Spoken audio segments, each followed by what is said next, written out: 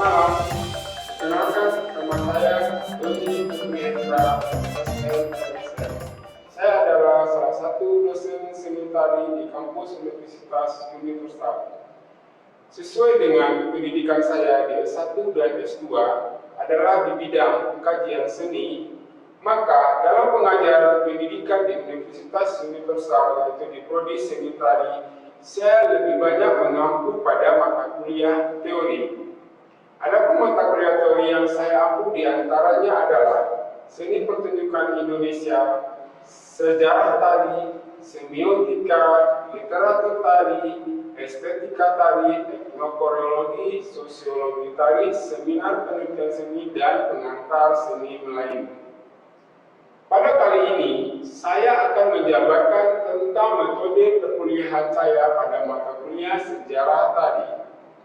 Dalam hal ini, saya menggunakan DIA, yaitu Delivery, Interaction, Assessment dengan bobot SKS 3 SKS. Capaian pembelajaran dalam mata kuliah sejarah tari ini adalah mahasiswa mampu menjelaskan sejarah tari timur dan barat yang meliputi pertumbuhan dan perkembangannya. Dengan memahami sejarah tari, maka mahasiswa-mahasiswa yang khususnya berada di posisi tari akan berfokus kepada bagaimana latar belakang yang ada di kebudayaan Indonesia dan ada di kebudayaan luar daerah lainnya. Nah, menjelaskan tentang akar budaya seni tari dan drama tari yang ada baik di kawasan Asia maupun Eropa, dan secara khusus sejarah tari tradisional dan modern. Nah, selama 1 semester ini, mahasiswa akan mendapatkan pengajaran sejarah tari seperti mempelajari sejarah dan bentuk tari di Indonesia, sejarah tari primitif, sejarah dan perkembangan tari setelah masuknya ajaran agama di Indonesia. Selanjutnya adalah sejarah dan bentuk drama tari, bentuk-bentuk tari di kebudayaan Asia, sejarah tari modern, tradisi orang kulit hitam dalam tari di Amerika. Terakhir adalah tarian kontemporer dan perkembangannya. Nah, metode yang saya gunakan dalam perkuliahan ini, seperti yang saya jelaskan di awal, adalah dengan metode delivery. Saya menyampaikan materi perkuliahan kepada mahasiswa dengan cara pemahaman terhadap konsep, arti, hubungan antara sejarah masa lampau terhadap perkembangan tari saat ini. Adapun cara kerjanya yang saya lakukan adalah, yang pertama adalah memberikan rangsangan atau stimulation, yang kedua pernyataan atau identifikasi masalah, pengumpulan data, pengolahan data, pembuktian, menarik kesimpulan dari apa yang saya jabarkan di dalam kelas. Nah, textbook dalam mata kuliah sejarah tari ini adalah, pertama saya mengambil textbook dari Sukmono, yaitu dengan judul bukunya Sejarah Kebudayaan Indonesia. Judul kedua adalah Edi Sediawati, yaitu Pertumbuhan Seni Pertunjukan. Yang ketiga masih dengan Edi Sediawati, saya mengambil Seni Pertunjukan Indonesia Heritage Jakarta dan buku Antarbangsa. Dan selanjutnya adalah Carrier Hall, yaitu Melacak Jejak Perkembangan Seni di Indonesia, terjemahan Sudarsono, Masyarakat Seni Pertunjukan Indonesia. Selanjutnya, textbook yang saya gunakan di sini adalah The Black Tradition in American Dance. Selanjutnya, Myron Howard Nadal, jadi Constance Gwen Nadal, The Dance Experience, Reading in Dance Appreciation, SKMNI, Standar Kompetisi Kerja Nasional Indonesia, bidang dansa, balet, dansa barung, dan dansa salsa. Pendukung selanjutnya pada Umar Khayyam, Seni Tradisi Masyarakat, Sudarsono, Tarian Indonesia 1, Clarion Art in Indonesia. David Gard, their perspective on dance and fishing in a multicultural world, New York, Assessment Book and Experiment of Simon on Systematic. Nah, teknik yang kedua yang saya gunakan adalah interaction. Interaksi yang selalu saya gunakan dengan mahasiswa dalam mata kuliah sejarah tadi ini adalah seperti di dalam kelas. Saya mengharapkan mahasiswa saya itu selalu aktif dalam setiap tatap muka. Jadi sekarang mata kuliahnya kita adalah melakukan daring, ya terkadang saya harus mewajibkan mahasiswa saya untuk selalu on kamera. Ya, saya tidak mengizinkan mereka untuk tutup kamera, mute boleh, tapi on kamera. Nah, tatap muka yang digunakan ini saya menggunakan beberapa platform seperti Zoom, Google Classroom. Nah, mahasiswa akan selalu saya ajak aktif dalam setiap tatap muka, baik dengan melemparkan isu-isu terkini tentang tari, sehingga masing-masing mahasiswa akan saling memberikan argumennya supaya suasana kelas menjadi hidup dan tidak membosankan. Nah, tentang bentuk tari yang saya jelaskan kepada mahasiswa agar mereka dapat lebih memahami latar belakang keberadaan tarian yang sedang mereka pelajari. Nah, saya memperlihatkan kepada mereka video-video tari yang akan mereka lihat. Jadi mereka tidak membayangkan secara teori saja tentang mata kuliah atau tentang bentuk-bentuk tari yang saya jelaskan secara textbook. Jadi ketika mereka melihat video tarinya, mereka akan lebih dapat memahami, oh seperti ini contohnya tarian-tarian yang ada seperti itu, dengan segala jenis bentuknya dan segala macam bentuk-bentuk tariannya menurut koreografinya. Nah, metode selanjutnya adalah assessment. Di setiap awal pertemuan mata kuliah, saya selalu memberikan yang namanya kontrak perkuliahan kepada mahasiswa dan akan disepakati bersama antara saya dan mahasiswa. Adapun kontrak perkuliahan yang saya maksud adalah pertama seperti di pertemuan 1. Di pertemuan 1 itu saya menjelaskan tentang sejarah tarinya, teori konsep tari, serta perkembangan sejarah tari dan bentuk tari yang ada di wilayah Indonesia dan Nusantara ini saja.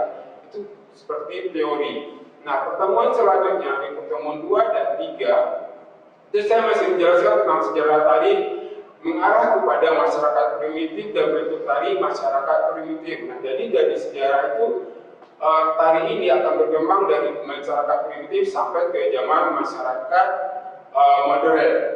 Nah, pertemuan ketiga dan keempatnya saya itu menjelaskan tentang sejarah tari dan perkembangan tari setelah masuknya ajaran agama di Indonesia. Ini ada teori, ada diskusi. Jadi setiap pertemuan ketiga dan keempat saya melakukan teori dan diskusi. Pertemuan kelima biasanya saya melakukan kuis, itu presentasi atau mereka menjawab soal-soal yang saya berikan di pertemuan 1 sampai 4. Sementara di pertemuan ke-6, saya menjelaskan peran sejarah dan bentuk tari yang antara masyarakat yang ada di Indonesia. Nah, ini juga teori dan diskusi. Pertemuan selanjutnya mereka melakukan UTS, jadi ujian tengah semester. Itu bisa berupa teori atau mereka memberikan makalah tentang apa soal-soal yang akan saya berikan kepada mereka. Setelah UTS, saya masuk kepada bagian keduanya, itu menjelaskan sejarah tari dan bentuk drama tari, baik yang ada di Indonesia, ada di luar Indonesia, yang ada di daerah seperti bagian timur, bagian timurnya Afrika, bagian timurnya daerah yang menurut saya itu termasuk masih dalam di kawasan Asia Timur. Nah, itu bisa dalam pertemuan ini ada teori juga dan ada diskusi.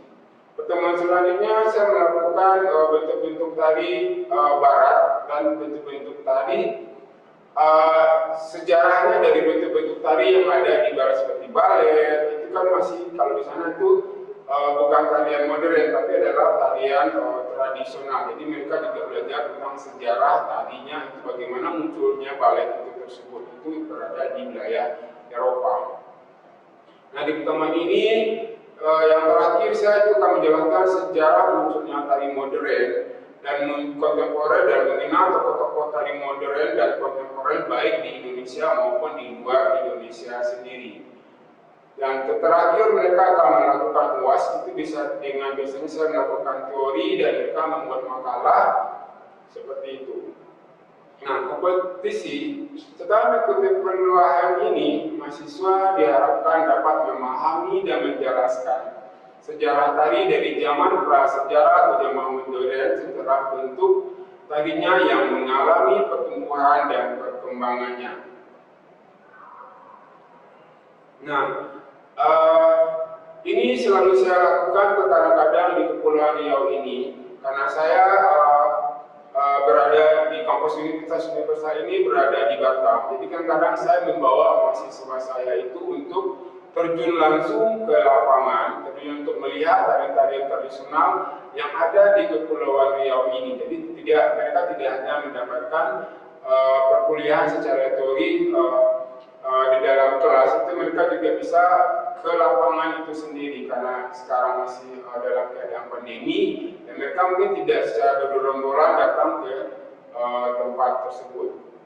Ini selalu saya lakukan kadang-kadang di Kepulauan Riau ini, karena saya berada di kampus Universitas ini berada di Batam. Jadi kan kadang saya membawa mahasiswa saya itu untuk terjun langsung ke lapangan, terjun untuk melihat tarian-tarian tradisional yang ada di Kepulauan Riau ini. Jadi mereka tidak hanya mendapatkan perkuliahan secara teori di dalam kelas, itu mereka juga bisa ke lapangan itu sendiri, karena sekarang masih dalam keadaan pandemi dan mereka mungkin tidak secara bergerombolan datang ke tempat tersebut.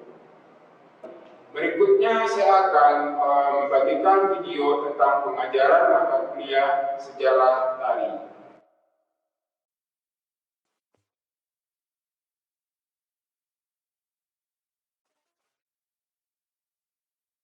Selamat malam, Assalamualaikum warahmatullahi wabarakatuh, salam dunia satu keluarga.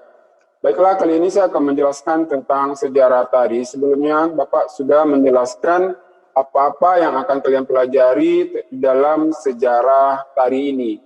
Nah, sekali lagi saya akan mengulangi, capaian pembelajaran dalam mata kuliah ini adalah kalian mampu menjelaskan tentang sejarah tari dari zaman prasejarah ke zaman modern, serta bentuk-bentuk tariannya yang mengalami pertumbuhan dan perkembangannya. Nah, beberapa topik bahasan yang dijelaskan di dalam sejarah tari selama 1 semester ini, kalian akan mendapatkan beberapa ilmu tentang sejarah tari, diantaranya bagaimana konsep-konsep tari, pembagian sejarah tari, dan berdasarkan kebudayaan yang ada di Indonesia. Dan tari pada zaman prasejarah, serta bagaimana sih bentuk-bentuk tariannya, dan tari dalam masyarakat serta perkembangannya dari zaman prasejarah sampai zaman sekarang. Nah, tari selanjutnya sejarah tari Indonesia, bagian tradisionalnya, ada bagian kerakyatan, dan bagian istana. Itu kalian juga akan mengetahui bagaimana sejarahnya, bagaimana bentuk-bentuk tariannya. Dan selanjutnya kalian akan belajar juga tentang drama tari yang berada di kawasan timur ini, baik di Indonesia, di luar Indonesia. Itu tentang drama tari. Tapi di sini juga kita belajar tentang sejarah bagaimana drama tari itu berada di suatu kawasan tertentu. Selanjutnya nanti kalian juga akan mengenal tentang seni tari Asia, ya, tapi berdasarkan kepada sejarahnya. Dan bentuk-bentuk tari dari kawasan Asia Tenggara juga. Dan selanjutnya nanti setelah UTS, kalian akan mendapatkan bagaimana sih tari modern itu muncul, bagaimana sih awal mulanya tari modern itu muncul, apa saja sih tari tradisional yang ada di luar seperti Amerika, Australia, dan segala macamnya. Oke, mungkin akan ada sebuah pertanyaan, kenapa sih kalian belajar tentang sejarah tari? Nah, ibaratnya gini loh, kalau ini adalah sebuah bangunan, sejarah tari itu adalah fondasi dasar untuk kalian mempelajari tari-tarian, baik mata kuliah yang lainnya, seperti sosiologi, pengantar seni Melayu. Disinilah kalian juga harus mengenal sejarah tarinya itu bagaimana, masyarakat pendukungnya itu seperti apa. Nah, kalau kalian sudah mendapatkan sejarah tari, kalian sudah bisa dengan mendalami sejarah tarinya itu. Walaupun nanti kalian misalnya belajar tari Melayu, kalian sudah tahu tuh bagaimana sih tari Melayu ini dulu dan sejarahnya. Nah, selanjutnya pada mata kuliah ini, lebih awalnya kalian dulu harus mengetahui pengertian seni dari beberapa ahli. Kita belum masuk nih ke dalam apa sih pengertian tari itu. Kita masuk dulu kepada pengertian seni menurut beberapa ahli. Di sini saya akan mencontohkan. Yang pertama itu adalah menurut Herbert Reed, seni adalah suatu usaha untuk menciptakan bentuk-bentuk yang menyenangkan. Selanjutnya, menurut Popo Iskandar, seni adalah ekspresi yang konkret dalam kesadaran hidup berkelompok atau bermasyarakat. Nah, selain dari kalian mengenal tentang pengertian seni itu ada beberapa fungsi, ada 6 fungsi di dalam seni itu. Yang pertama itu adalah sarana kesenangan dan hiburan, sarana penyataan diri, sarana terapi atau penyembuhan, sarana pendidikan, sarana pemulihan ketertiban, dan sarana simbolik. Saya akan menjelaskan yang pertama itu adalah sarana kesenangan dan hiburan. Nah, apa itu sarana kesenangan dan hiburan? Pertama, seni berfungsi sebagai sarana kesenangan. Nah, melalui karya seni, orang dapat menyalurkan energinya yang berlebih untuk memberikan kesenangan pribadi. Selanjutnya, kesenangan sebagai sarana hiburan. Nah, apa pula itu sarana sebagai hiburan? Kegiatan berkesenian merupakan salah satu objektif yang dapat diikuti oleh banyak orang karena disajikan dengan sedemikian rupa sehingga dapat memberikan kenikmatan dan kepuasan jiwa bagi orang yang menikmatinya. Nah, sepertinya contoh-contohnya untuk melalui karya sarana kesenangan dan hiburan sebagai sarana pertama itu adalah mungkin seperti orang melukis, itu kan itu hanya menjadi kesenangan pribadinya yang akan muncul mereka tuangkan dalam sebuah kanvas. Dan kedua itu sebagai sarana sebagai hiburan. Lebih banyak ketika seseorang membuat sebuah seni, akan banyak orang yang akan menikmati, itu akan menjadi kepuasan bagi dirinya sendiri dan bagi orang yang menikmati. Yang kedua itu adalah sarana pernyataan jati diri. Nah, melalui karya seni, seseorang dapat mengungkapkan perasaannya dan pemikirannya, mencerminkan kepribadiannya secara terus terang, sehingga memperoleh pengakuan masyarakat dan bahkan tidak jarang menjadi pujaan. Nah, maksudnya di sini sarana pernyataan jati diri ini, masing-masing individu itu pasti mempunyai ciri khas masing-masing. Ketika si A membuat tarian, ketika si B membuat tarian, ketika si C membuat tarian, itu akan berbeda yang akan muncul di dalam karyanya tentang jati dirinya masing-masing. Ada yang lembut, ada yang cepat, itu akan menjadi sebuah jati diri dalam dia setiap berkarya. Selanjutnya, sarana seni sebagai terapi penyembuhan. Nah, dalam beberapa hal, fungsi seni ini tampak menyerupai dengan fungsi seni sebagai sarana hiburan. Tetapi apabila diamati dengan seksama, kegiatan seni yang dilakukan seseorang sebenarnya salah satu upaya untuk memberikan terapi pada kesehatan jiwanya.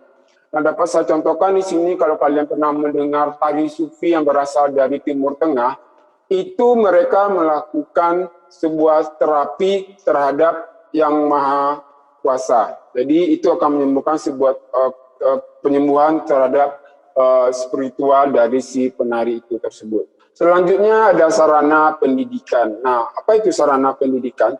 Penelitian para ahli pendidikan seni menunjukkan bahwa penyelenggaraan kegiatan kesenian di lembaga pendidikan membantu mendorong berbagai potensi yang dimiliki para peserta belajar.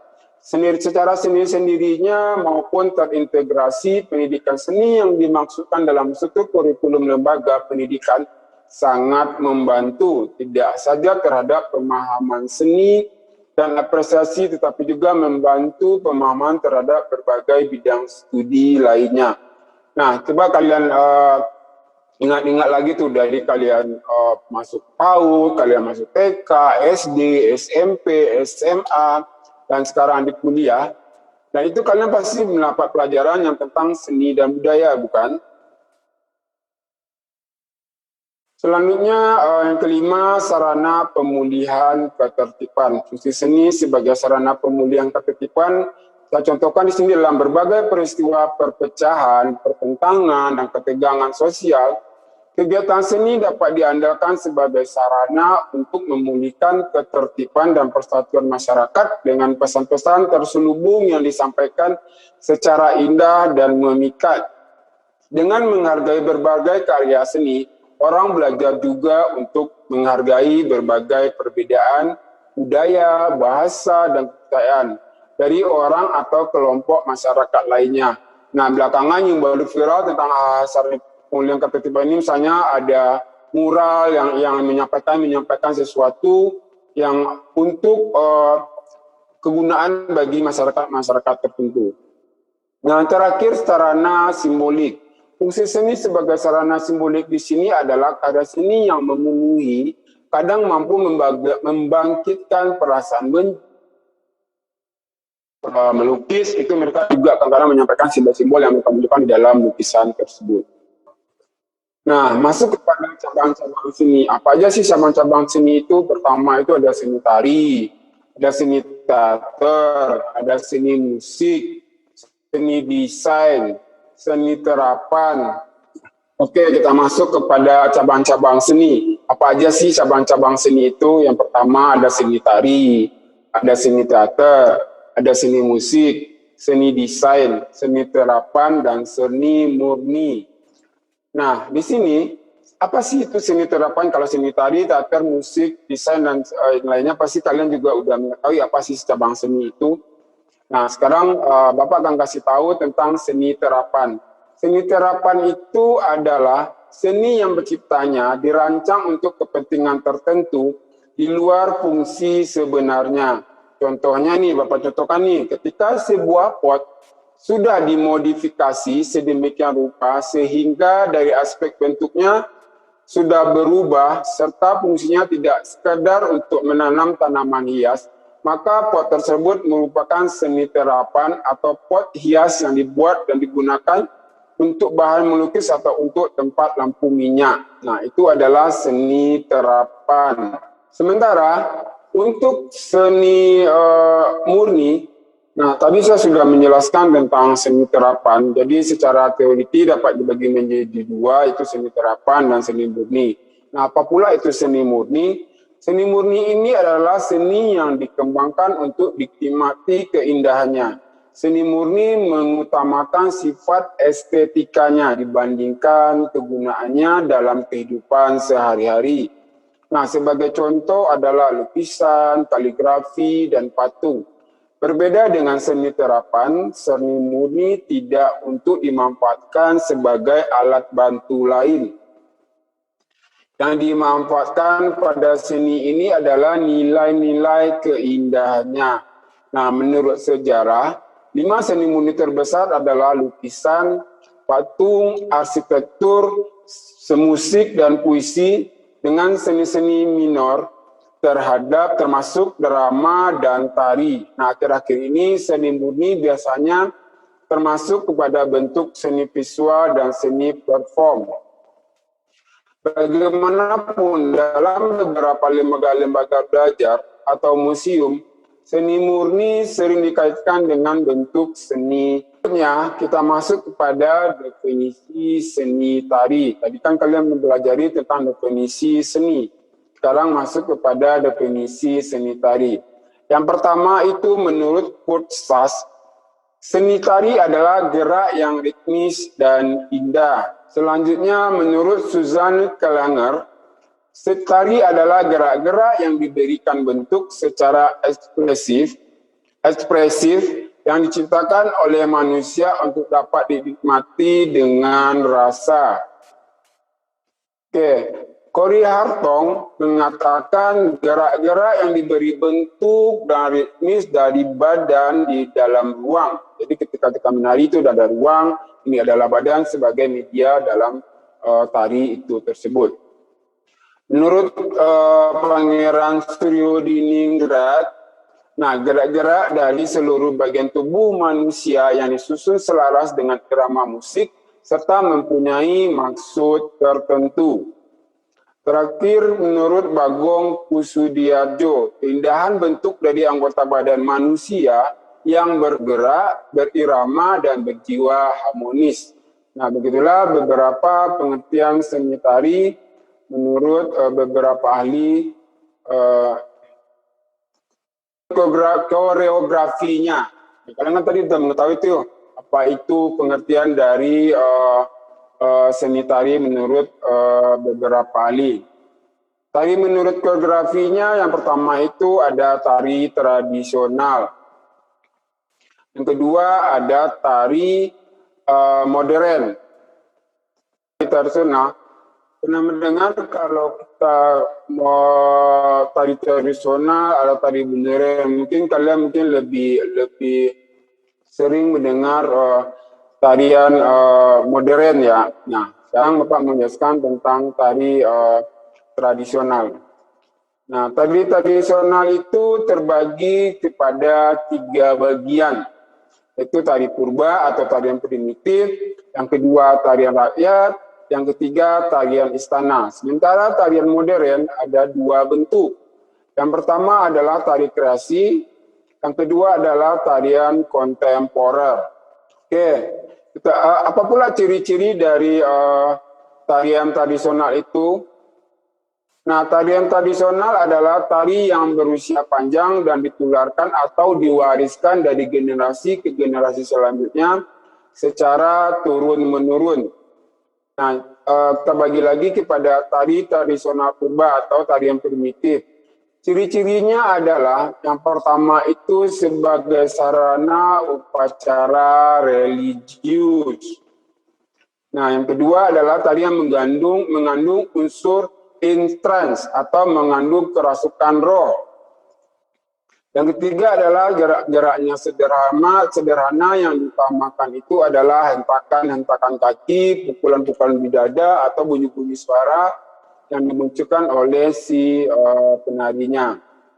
Yang keempat adalah merupakan sebagai kebutuhan hidup. Kenapa itu merupakan kebutuhan hidup? Nah, bagi orang-orang masyarakat primitif ini, misalnya ketika mereka mau berburu, mereka melakukan tarian. Ketika pulang berburu, mereka melakukan tarian.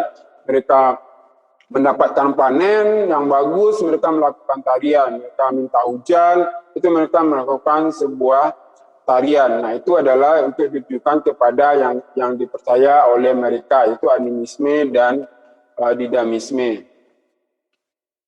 Tapi tarian ini tidak untuk dipertunjukkan, kita hanya menggunakannya sebagai kebutuhan dari hidupnya. Dan terakhir dia tidak memiliki koreografer yang tegas, jadi tadi antara masyarakat dengan masyarakatnya itu sendiri. Nah, bentuk dari pertunjukan zaman primitif ini dapat kalian lihat pada diagram yang selanjutnya. Ini seperti kalau di tarian primitif itu dia selalu bersifat lingkaran. Nah, di tengah-tengahnya itu ada altar, di sampingnya itu ada wanita, ada sami dukun atau dukunnya, ada pemusik purbanya yang melakukan suara-suara, dan ada bagian orang masyarakat laki-lakinya seperti itu. Nah, tari modern, tadi kan ada tari tradisional, sekarang ada tarian modern.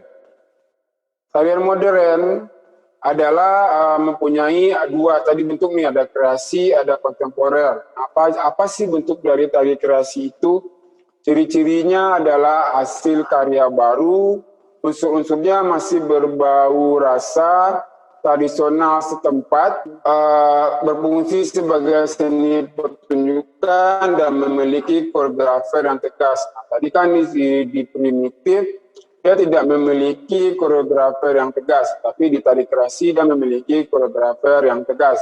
Sementara tarian kontemporer, ciri-cirinya hasil karya baru, tidak tampak unsur atau rasa tradisional setempat, berfungsi sebagai seni pertunjukan, memiliki koreografer yang tegas. Nah, tarian kontemporer ini biasanya itu kalau kalian di seni tari itu biasanya akan muncul ketika kalian di semester 4 atau semester 5 kalian belajar tarian yang bersifat kontemporer. Nah, selanjutnya, nah tadi kalian sudah mengetahui tari menurut koreografinya. Sekarang sedikit mengetahui juga tari menurut jumlah penarinya. Oke, kalau sendiri orang yang menari itu disebut dengan tari tunggal. Sementara kalau berdua orang itu menari disebut duet atau berpasangan. Nah, kalau dalam jumlah yang banyak itu disebut dengan tari massal, ya. Dan juga satu lagi itu tarian berkelompok itu 4, 5, sampai 8 itu termasuk kepada kelompok. Sementara tari massal itu lebih dari 15 orang termasuk kepada tarian massal. Jadi dapat dipahami ya, tari menurut jumlah penarinya. Nah, menurut fungsinya juga tadi tarian-tarian ini ada tari upacara, ada hiburan, ada pertunjukan. Oke, nah kalian tadi sudah mengenal tuh tari menurut koreografinya. Nah, berikut ini Bapak akan memberikan dua bentuk tarian, tarian tradisional dan tarian modern. Silakan kalian melihat dulu bentuk-bentuk tarian yang akan saya perlihatkan saat sekarang ini.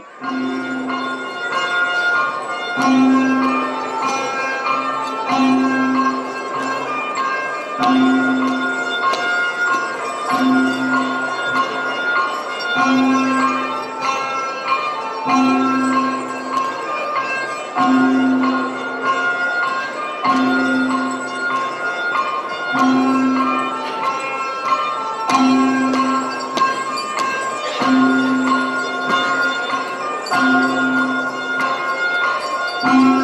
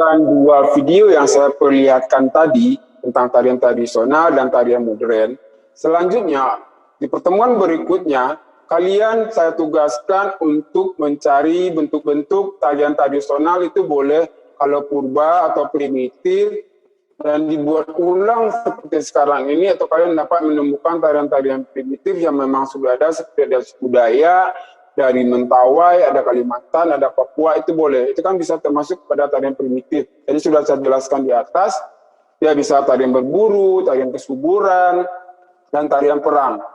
Dan kedua itu ada tarian rakyat, itu tarian-tarian tradisional yang biasa kalian misalnya kalau di Kepri ini ada tari Melemang, ada tari Zapi, ini termasuk tarian tradisional rakyat. Nah, sementara untuk tarian tradisional istananya itu seperti di Jawa biasanya yang ada istana seperti tari Gamyong. Nah, itu kan termasuk kepada tarian istana. Nah, untuk contoh kepada tugas untuk tarian modern, itu kan tadi ada dua, ada kreasi, ada kontemporer. Silahkan kalian mengambil salah satu bentuk video yang kalian temukan, boleh kreasi, boleh kontemporer. Jadi kalian ada dua bentuk tugas yang akan kalian presentasikan di minggu depan. Nah, sebelum masuk kepada jadwal kuliah kita, saya dan teman-teman kamu harus mengetahui dulu nih bagaimana bentuk tugas kalian itu. Jadi teman-teman kamu bisa melihat apa sih tugas kamu, jadi mudah untuk mempertanyakannya nanti. Oke, saya harap kalian dapat memahami tentang sedikit untuk pertemuan ini tentang sejarah tari. Oke, selamat malam dan terima kasih untuk pertemuan malam ini. Assalamualaikum warahmatullahi wabarakatuh. Salam dunia satu keluarga.